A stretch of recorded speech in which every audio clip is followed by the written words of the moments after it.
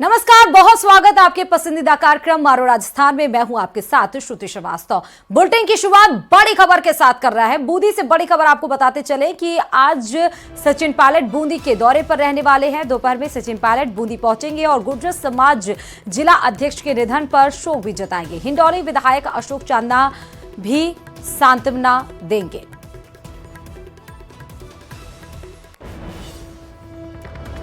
तो आज बूंदी के दौरे पर सचिन पायलट रहेंगे। बूंदी के दौरे पर आज जो दोपहर में सचिन पायलट बूंदी पहुंचेंगे, गुर्जर समाज जिला अध्यक्ष के निधन पर शोक व्यक्त करेंगे।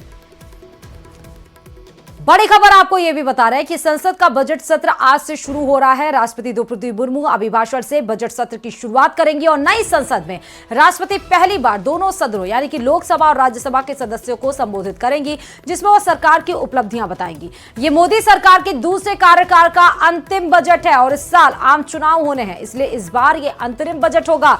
इस बार सरकार जो बजट पेश करेगी वो सिर्फ नई सरकार के आने तक सरकारी खर्चों को पूरा करने के लिए होगा।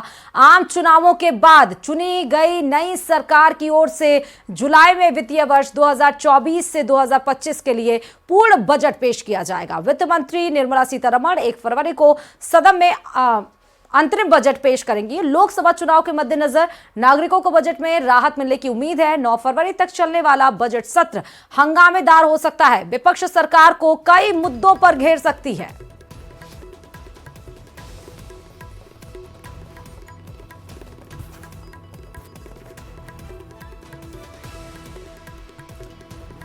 और बजट से पहले एक खुशखबरी आई है। वित्त मंत्रालय की ओर से एक रिपोर्ट में कहा गया है कि 2024-2025 वित्त वर्ष में भी जीडीपी ग्रोथ रेट 7% से ज्यादा रह सकती है, यानी कि 7% से भी ज्यादा। ऐसा हुआ तो यह लगातार चौथा साल होगा जब जीडीपी विकास दर 7% से ज्यादा होगी रहेगी। रिपोर्ट देखिए।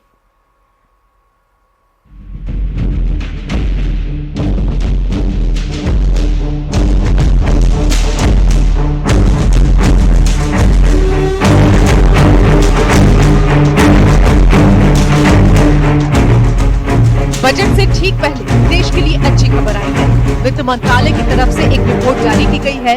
इस रिपोर्ट में वित्त वर्ष 2025 में भारतीय अर्थव्यवस्था कैसी रहेगी, इसका अनुमान लगाया गया है। और इस रिपोर्ट में जो बातें सामने आई हैं, वो अर्थव्यवस्था के लिहाज से अच्छी मानी जा रही है। समीक्षा रिपोर्ट के मुताबिक वित्त वर्ष 2025 में 7% की रफ्तार से अर्थव्यवस्था बढ़ेगी।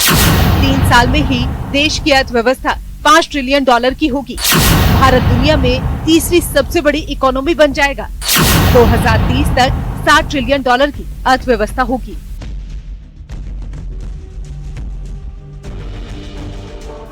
इस समीक्षा रिपोर्ट में फाइनेंस मिनिस्ट्री की तरफ से दावा किया गया है कि चालू वित्त वर्ष और आने वाले वित्त वर्ष में अर्थव्यवस्था 7% की रफ्तार से बढ़ेगी, यानी कि तेज विकास की रफ्तार जारी रहेगी। तो वही कहा गया है कि साल 2030 तक भारत $60 ट्रिलियन जीडीपी वाला देश बन सकता है। मंत्रालय को उम्मीद है कि लगातार सुधारों से 2030 तक भारतीय अर्थव्यवस्था $7 लाख करोड़ की हो सकती है। भारत अगले 3 साल में $5 लाख करोड़ के साथ तीसरी सबसे बड़ी जीडीपी वाला देश बन जाएगा। इकोनॉमी की ग्रोथ बहुत अच्छी होने की संभावना है। देखिए, क्लियरली ये एक्सपेक्ट किया जा रहा है कि $5 ट्रिलियन इकोनॉमी 3 साल में बन जाएंगे। 3rd बिगेस्ट इकोनॉमी बनने की संभावना है। उसके अलावा $7 ट्रिलियन इकोनॉमी 2030 तक बनने की संभावना है। ये जो आर्थिक सुधार हुए हैं, इकोनॉमिक रिफॉर्म्स हुए हैं, उसकी वजह से इकोनॉमी बहुत अच्छी ग्रोथ कर रही है। वित्त मंत्रालय की रिपोर्ट में बताया गया है कि पिछले 10 साल में किस तरह देश में तेजी से विकास हुआ है। 10 साल पहले भारत मौजूदा बाजार कीमतों पर $1.9 ट्रिलियन की अर्थव्यवस्था के साथ दुनिया की 10वीं सबसे बड़ी अर्थव्यवस्था था। वहीं आज ये $3.7 ट्रिलियन जीडीपी के साथ 5वें पायदान पर पहुंच चुका है।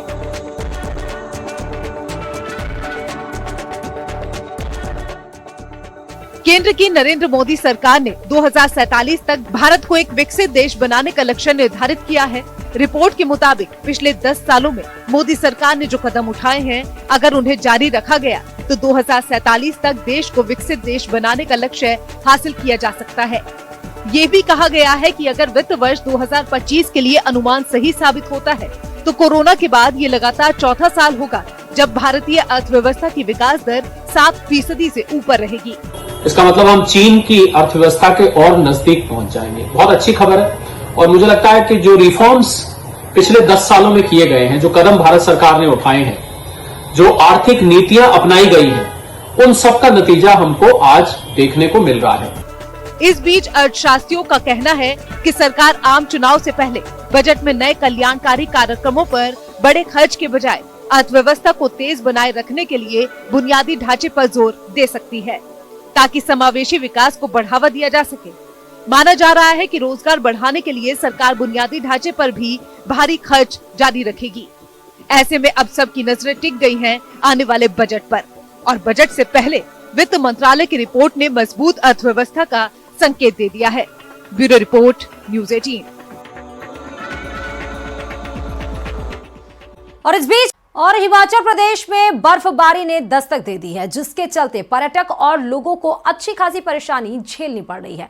बर्फबारी के कारण रोहतांग में अटल सुरंग के साउथ पोर्टल के पास फंसे 300 सैलानियों को पुलिस ने रेस्क्यू किया है। इस दौरान कुल्लू, मनाली और लाहौल स्पीति के ऊपरी इलाकों में हिमपात का दौर शुरू हो गया है। लोगों को बर्फबारी का लंबे अरसे से था इंतजार, लेकिन हिमपात ने लोगों की समस्या को बढ़ा दिया है। कुल्लू के अलावा मनाली में भी देर रात बर्फबारी हुई और मौसम विज्ञान केंद्र शिमला के अनुसार बीती रात प्रदेश में एक ताजा पश्चिमी विक्षोभ सक्रिय हो गया है।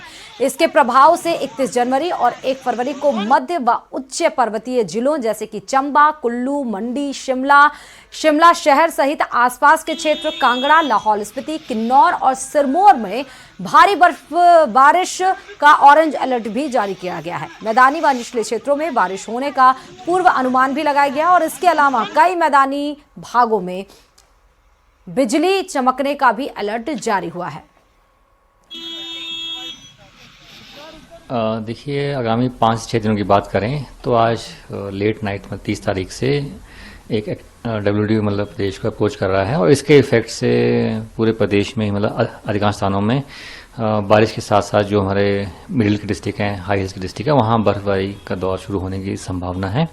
और देखिए, ये जो एक्टिविटी आज 30 तारीख से शुरू होगी लेट नाइट से, और इसके चलते देखिए 31 तारीख कल और फिर 1 फरवरी को जो प्रदेश के डिस्ट्रिक्ट हैं, चंबा, लाहौल स्पीति, कुल्लू, किन्नौर, शिमला के जो हाई रीचेज है, यहाँ मॉडरेट टू हैवी स्पेल होने की संभावना है स्नोफॉल की, और इसके चलते ऑरेंज अलर्ट जारी किया है। और जैसे ही एक्टिविटी शुरू होगी आज 30 तारीख से लेट नाइट से, तो जो हमारे डिस्ट्रिक्ट कांगड़ा है, बिलासपुर है, हमीरपुर, शिमला, सोलन, यहाँ पे कुछ एक स्थानों में थंडरस्टॉर्म लाइटनिंग एक्टिविटी होने की संभावना रहेगी। और फिर ये जो स्पेल है ये देखिए आज नाइट से शुरू होगा और 2 तारीख की सुबह तक जारी रहने की संभावना है। अगली खबर सिरोही से है, जहां माउंट आबू में सर्दी का असर बरकरार है। इस बार माउंट आबू का तापमान पिछले 25 दिनों से माइनस में रहने के कारण पिछले सारे रिकॉर्ड टूट चुके हैं। माउंट आबू के पर्यटन स्थल गुरु शिखर में तापमान अभी भी 0 डिग्री पर दर्ज किया गया। फिलहाल यहां मौसम साफ है। माउंट आबू में सैलानी की भी बूम देखी जा सकती है। माउंट आबू में सैकड़ों की तादाद में सैलानी घूमने आ रहे हैं और जिससे कि नगर पालिका की आय भी बढ़ती जा रही है और व्यापारियों में भी उत्साह का माहौल देखने को मिल रहा है। तो गुरु शिखर में तापमान 0 डिग्री है। हालांकि मौसम साफ है, बर्फबारी नहीं है, लेकिन तापमान 0 डिग्री है, जिस वजह से पर्यटन के लिहाज से बेहद ही महत्वपूर्ण है। सैलानियों में भारी उत्साह भी देखा जा रहा है। पर्यटन की नजर से इसलिए महत्वपूर्ण है क्योंकि सैलानियों के आने का जो तांता है वो बढ़ता चला जा रहा है। जितने ज्यादा पर्यटन आएंगे, इकॉनमी भी उतने ही ज्यादा बूस्ट होगी।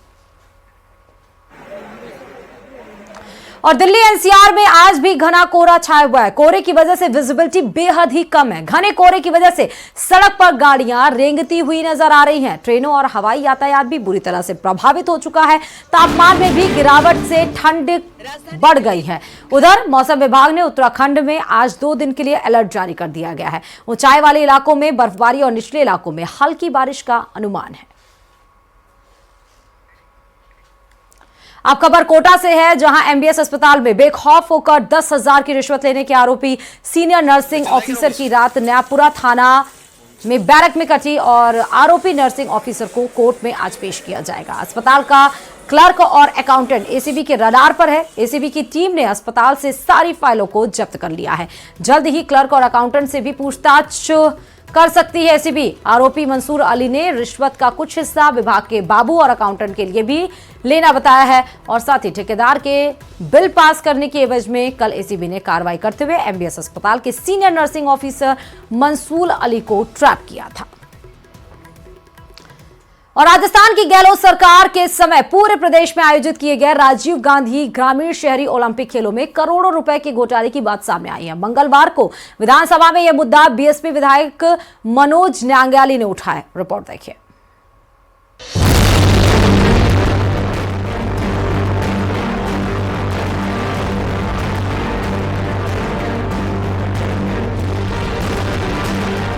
कांग्रेस की पूर्व सरकार पर एक और घोटाले का दाग।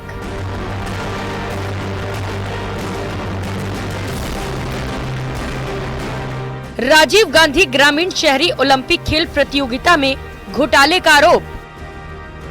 ग्रामीण ओलंपिक खेलों में हुए व्यय की जांच करवाई जाए। सदन को अधिकारियों ने गुमराह करने का काम किया है।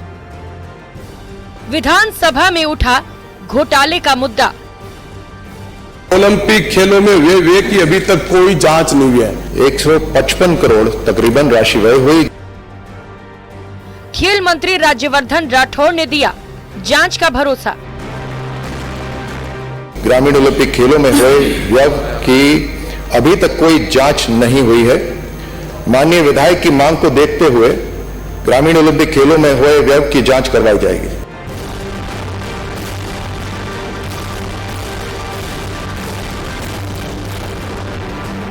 राजस्थान की सत्ता पर 5 साल राज करने वाले कांग्रेस की अशोक गहलोत सरकार पर राजीव गांधी ग्रामीण शहरी ओलंपिक खेल प्रतियोगिता में घोटाले के आरोप लगे हैं।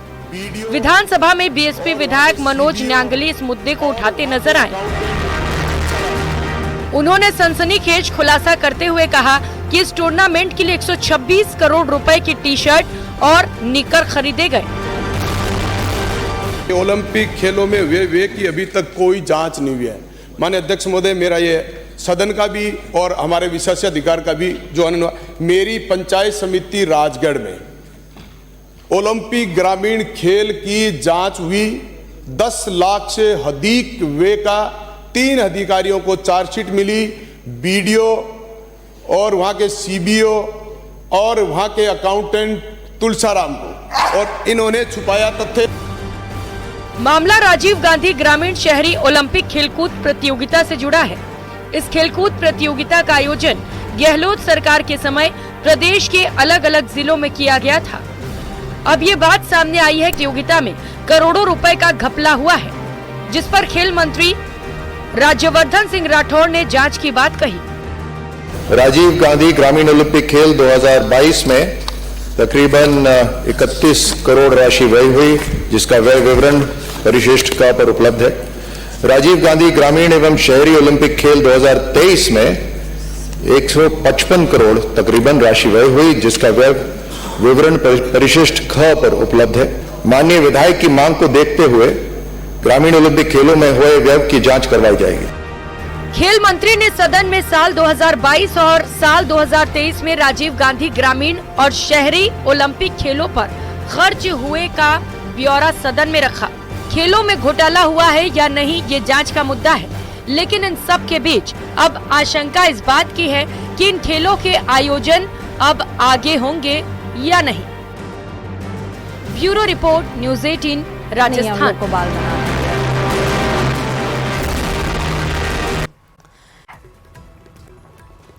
उदयपुर के अंबा माता क्षेत्र में स्कूली बच्चों से लूटपाट करने के आरोप में पुलिस ने एक आरोपी को गिरफ्तार कर लिया है। पुलिस ने वारदात के दौरान प्रयुक्त की गई बाइक को भी बरामद किया है। पुलिस के मुताबिक कुछ दिनों पहले चिराग सेठ नाम के व्यक्ति ने शिकायत दी थी कि वह 27 जनवरी को स्कूल से रानी रोड होते हुए घर जा रहा था। तभी पीछे से बाइक पर 3 युवक आए और गले में पहनी सोने की चेन और 1800 रुपए लूटकर फरार हो गए। उदयपुर के सुखेर इलाके में फायरिंग कर दहशत फैलाने वाले बदमाशों को पुलिस ने गिरफ्तार कर लिया है। दरअसल रविवार को देर रात बदमाशों ने शहर के ट्विस्ट बाजार में जबरन घुसने का प्रयास किया और वहीं मैनेजर से झगड़ने के बाद आरोपियों ने आवेश में आकर मैनेजर और स्टाफ पर फायरिंग कर दी और तलवारों से भी हमला किया, जिसके बाद बदमाश मौके से फरार हो गए थे। पुलिस ने मुखबिर की मदद से सभी आरोपियों को गिरफ्तार कर उन पर आर्म्स एक्ट, मारपीट और जानलेवा हमले का मामला दर्ज किया है। भिलवाड़ा जिले के पारोली थाना क्षेत्र में 11वीं क्लास की छात्रा को झांसा देकर अपहरण करने का मामला आया है सामने। पीड़िता के परिजनों ने पारोली थाने में अपहरण का मामला दर्ज करवाया है। पुलिस ने परिजनों की रिपोर्ट पर मामला दर्ज कर जांच शुरू की है। परिजनों ने कस्बे में रहने वाले एक युवक और उसकी बहन पर अपनी बेटी को बहलाने, फुसलाने और शादी का झांसा देने का आरोप लगाया है। परिजनों के मुताबिक बेटी घर से जाते समय 19,700 नगद भी ले गई है। खबर भिलवाड़ा से है, जहां एक पिता द्वारा अपनी बेटी का पहला जन्मदिन बड़े ही अनोखे अंदाज से मनाया गया। दरअसल काकरोलिया माफी गांव में एक पिता ने अपनी बेटी के पहले जन्मदिन पर 4 भुजा नाथ को 56 भोग लगाया। बच्चे के पिता ने बताया कि 1 साल पहले उनके घर में लक्ष्मी स्वरूप बेटी का जन्म हुआ। अब उसका पहला जन्मदिन है। इस मौके पर 4 भुजा नाथ मंदिर में 56 भोग सजाया गया। वहीं 4 भुजा नाथ और 56 भोग की महाआरती कर प्रसादी का भोग लगाकर वितरण भी किया गया। इस दौरान ढोल नगाड़े पर महिलाएं भगवान के भजनों पर भी झूमी। अजमेर के क्रिश्चियनगंज थाना पुलिस ने नाबालिग किशोरी का फर्जी सोशल मीडिया आईडी बनाकर अश्लील फोटो और चैट भेजने के मामले में महाराष्ट्र के रहने वाले आरोपी को गिरफ्तार किया है। दरअसल पीड़ित के आरोपी से दोस्ती करने से इनकार करने पर उसने पीड़ित के नाम से फर्जी इंस्टाग्राम अकाउंट बनाया और उसमें अश्लील फोटो और आपत्तिजनक शब्द लिखकर धमकियां दी, जिसके बाद पुलिस ने विशेष टीम का गठन कर साइबर सेल की मदद लेते हुए मामले की पड़ताल की और आरोपी को गिरफ्तार किया। और बड़ी खबर आपको इस बीच बता दें कि पाक विस्थापित परिवारों को भजनलाल सरकार आवास देगी। आवास के साथ साथ भजनलाल शर्मा का एक बड़ा ऐलान विधानसभा में किया गया। किसानों के लिए सीएम ने कई ऐलान किए हैं। प्रति परिवार को 8,000 किसान सम्मान निधि दी जाएगी। पहली किश्त सरकार ने 2,000 रुपए से बढ़ा भी दी है। गेहूं पर एमएसपी पर बोनस भी सरकार देगी और 250 करोड़ रुपए इन सब से सरकार के ऊपर भार आएगा। मानसिक सुरक्षा पेंशन में अप्रैल से 1150 रुपए मिलेंगे। सरकार पर इससे भी 1800 करोड़ का आर्थिक भार आएगा। हमने जो योजना चालू की वो आपको बता दी किसान भाइयों को, क्योंकि वो धोखे से पीड़ित रहते हैं। पिछली बार धोखे से पीड़ित थे माननीय अध्यक्ष जी। संबल देने की दृष्टि से हमने अपने संकल्प पत्र में पीएम किसान सम्मान निधि योजना को बढ़ाने का वायदा किया था। हमने चरणबद्ध तरीके से लिए देय वित्तीय सहायता के प्रति परिवार को 6,000 रुपये वार्षिक से बढ़ा करके हमने 12,000 रुपये का वायदा किया था। रुपए प्रतिवर्ष करने का निश्चित हम इस दिशा में हमने प्रथम चरण में प्रति परिवार देय राशि 6,000 से बढ़ा करके हमने 8,000 रुपये किसान को दिया। ये प्रथम चरण है हमारा। और राजस्थान विधानसभा में जमकर सियासी वार पलटवार का खेल खेला गया। शुरुआत नेता प्रतिपक्ष टीकाराम जूली ने की, जिसके बाद बारी आई सीएम भजनलाल शर्मा की। सीएम ने एक एक कर हर सवाल के तीखे जवाब दिए। रिपोर्ट देखिए। गांधी वाला और आप 5 खड़े हो, ये बर्दाश्त नहीं होगा। विधानसभा में सियासी संग्राम। माननीय अध्यक्ष जी, ये गलत बात, तो मैं उसके लिए मैं हूं।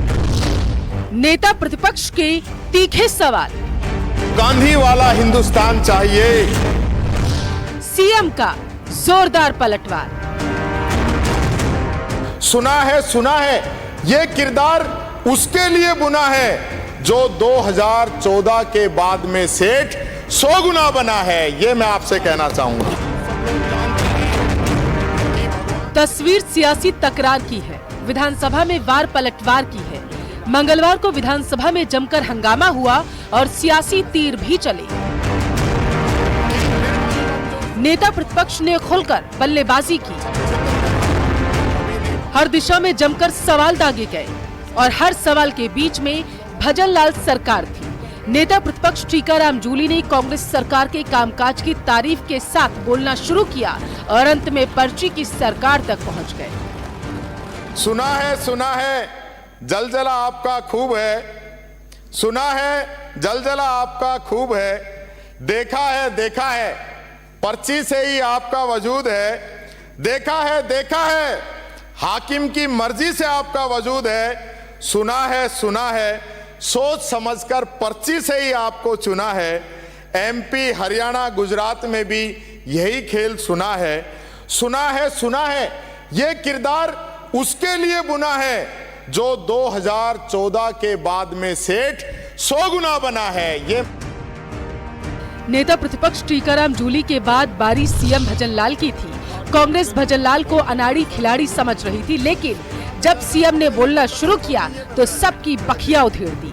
बात कांग्रेस के करप्शन से शुरू हुई और सवाल सीधा भर्ती परीक्षा पर पूछा, जिसके बाद सदन में कांग्रेस ने हंगामा किया क्योंकि इस सवाल ने कांग्रेस के बड़े नेताओं पर प्रहार किया था।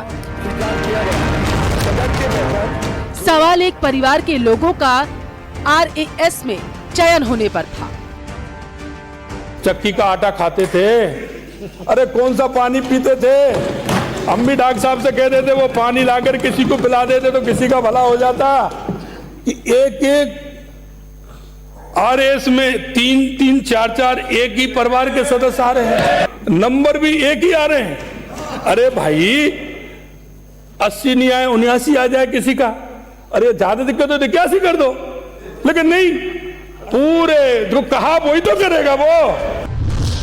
वही सीएम भजनलाल शर्मा ने खनन माफिया, पेपर लीक, महिला अपराध, भ्रष्टाचार, तुष्टीकरण से राजस्थान को बाहर निकालने की बात कही। सीएम भजनलाल शर्मा ने एक मंझे हुए खिलाड़ी की तरह बल्लेबाजी की और कांग्रेस के उन सभी सवालों का करारा जवाब दिया जो नेता प्रतिपक्ष ने बीजेपी सरकार पर दागे थे। राजस्थान की सरकार ने प्रदेश में ही नहीं पूरे देश के अंदर कलंकित करने का काम किया। हमारी जो पवित्र संस्था RPSC उसको भी दागदार कर दिया। और इन तमाम खबरों के साथ मारो राजस्थान में फिलहाल अभी के लिए इतना ही। और खबरों के लिए देखते रहिए News 18 राजस्थान।